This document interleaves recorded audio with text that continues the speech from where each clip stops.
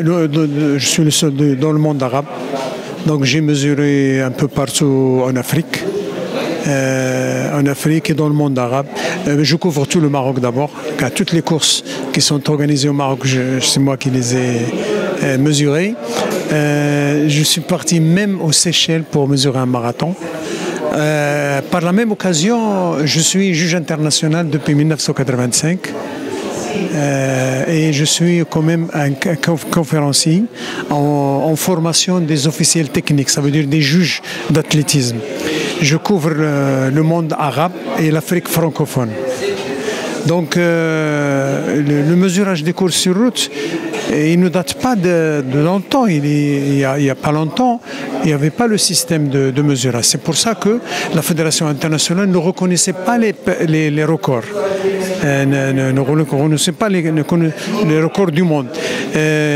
Cette méthode de mesurage est récente, elle date de peut-être d'une trentaine d'années.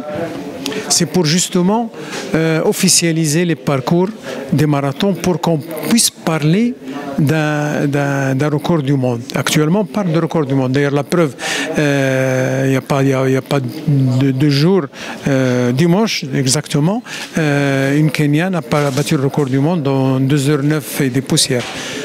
C'est pour ça qu'on reconnaît maintenant les records du monde, parce qu'ils sont mesurés suivant une nomenclature connue et certifiée par la Fédération. Nous sommes à peu près 35 mesureurs internationaux au niveau mondial. Bon, la méthode, c'est très difficile à expliquer maintenant, mais à la base, il y a une base d'étalonnage. On construit une base d'étalonnage d'abord et on met le compteur sur la bicyclette et on étalonne la bicyclette avec le compteur et on va mesurer. Pour Casablanca, d'abord, j'ai proposé un parcours. Parce que je connais le Casablanca, moi je suis Vidaoui, donc je connais le Casablanca. J'ai proposé au départ un parcours qui a tenu le coup 95%. Mais tous les intervenants du marathon ont donné leur avis sur le parcours et on a changé quelques petits trucs, etc. Et quand on s'est mis d'accord sur le parcours, je l'ai mesuré en 4 fois. Parce que c'est difficile de travailler avec une bicyclette pendant la circulation. Donc je travaille de 5h du matin à 7h, 7h30, je m'arrête. Et je reprends le lendemain.